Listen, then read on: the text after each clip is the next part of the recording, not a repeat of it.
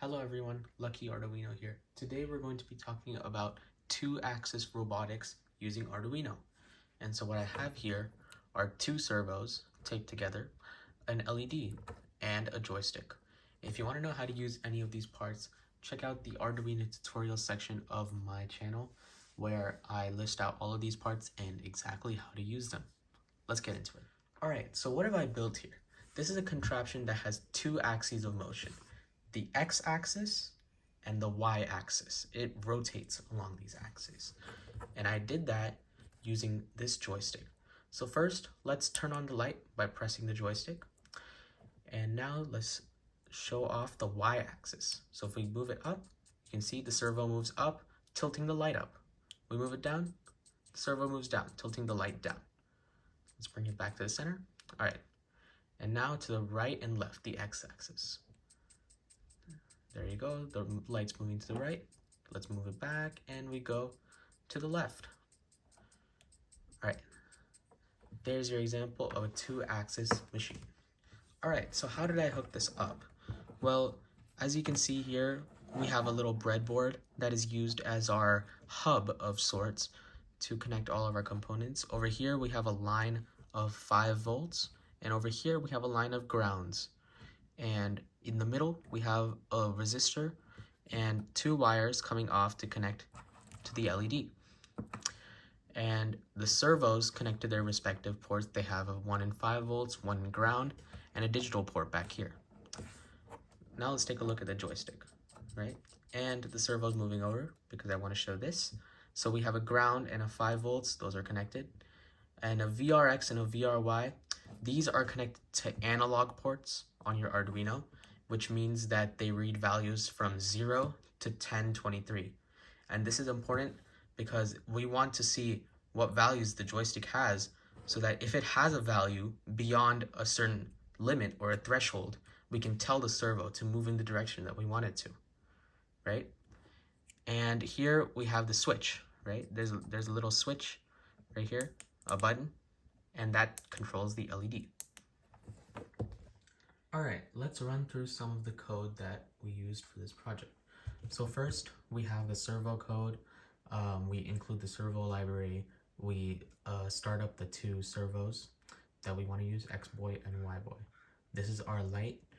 And here we have the analog ports for our joystick and the values that we'll assign to them later. Then we have the switch. The switch is a little bit of a special case because we needed to have memory, right? And that's why we have these extra ones, state and switch old, which we'll see later. Then you also have X memory and Y memory. These are the memory for what position the servos are actually in, right? And we need this because if we wanted to tilt the joystick to a certain direction and then tilt it back, the servo would snap back to its original position without actually stopping and then moving backwards, right? And then you have an increment. This is how many degrees the servo is moving each time the code runs. And then you have A, which is our delay of 100 milliseconds. Then you have max and min, which are our degrees from 0 degrees to 180 degrees.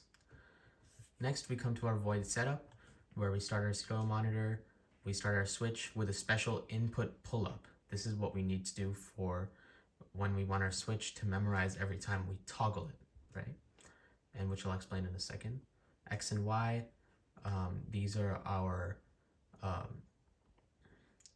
analog ports that are up here, and these are input, obviously. We have light, which is our output.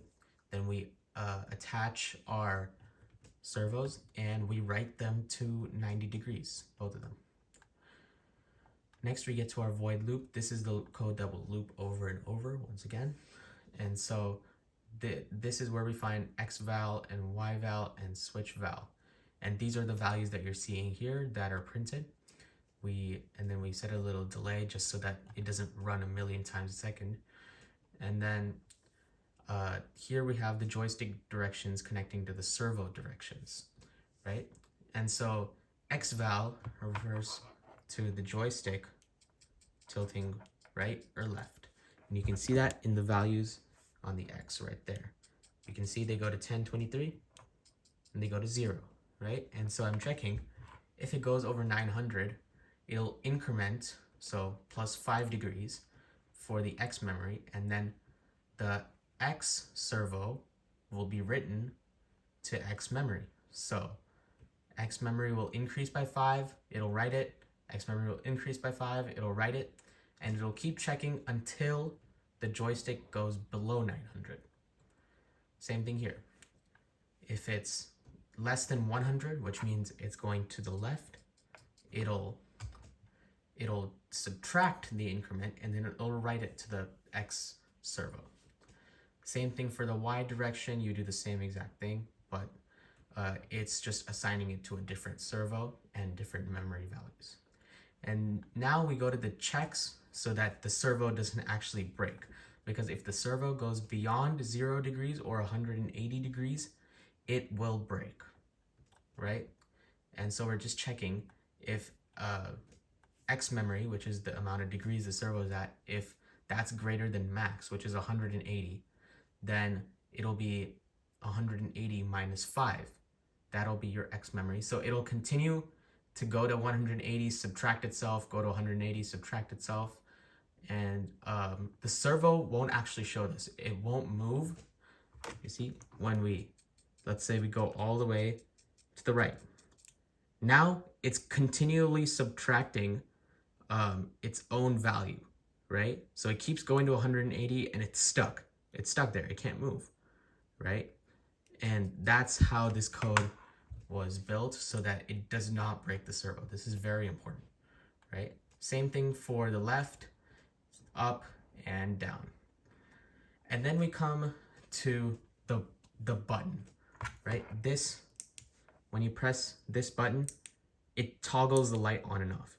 Usually how buttons work is that when you hold them down, they will hold the light on, and then when you let go of the joystick, it'll turn off. But you need to write this special code so that your button can toggle the light on and off exactly as you need. And so basically what we're doing here is it's checking if the button is pressed and this switch old equals 0, right? And so this will be different every time, because when you run through this code, let's go back up, and you have switch old equals 1 and state equals 0. Let's go back down. So you have, so before switch old was 1, right? So this code won't actually run, and then it'll go down. So switch old will be 0, and switch val will be still 0. So it'll assign itself to switch old.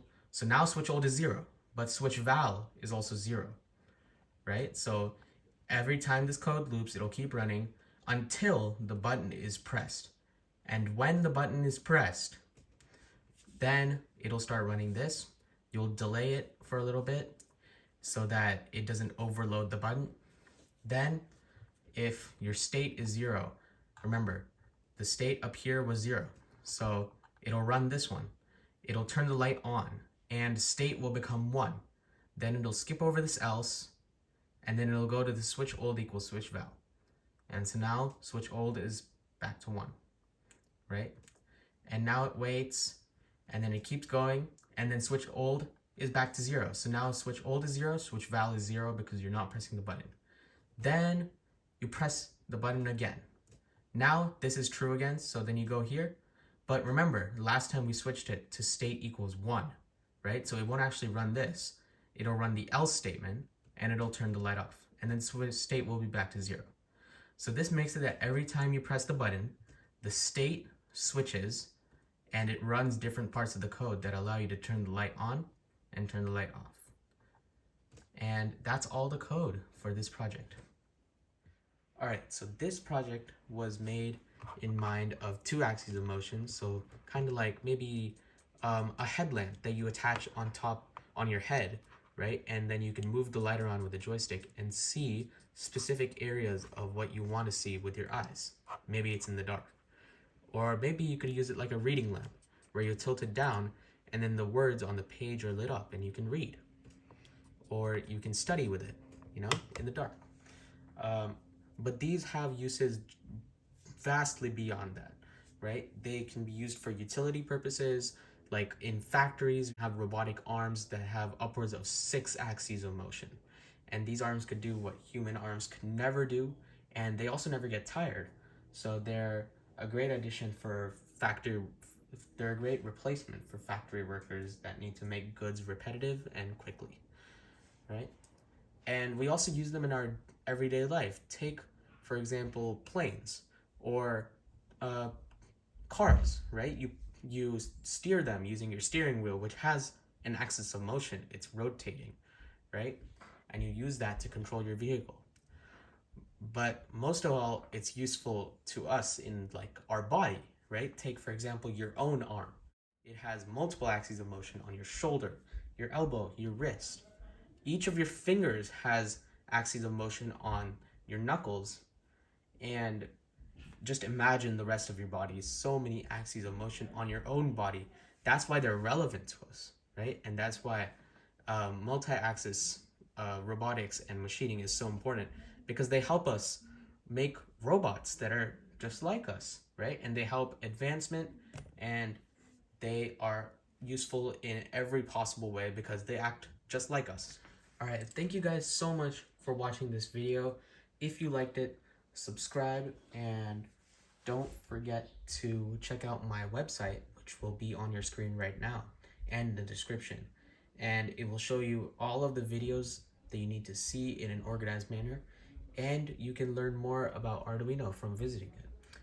Also, don't forget, once again, to check out my Arduino tutorials channel page, where I show you how to use all of these parts in a quick and efficient way. Once again, thank you guys so much for watching, and I'll see you in the next one.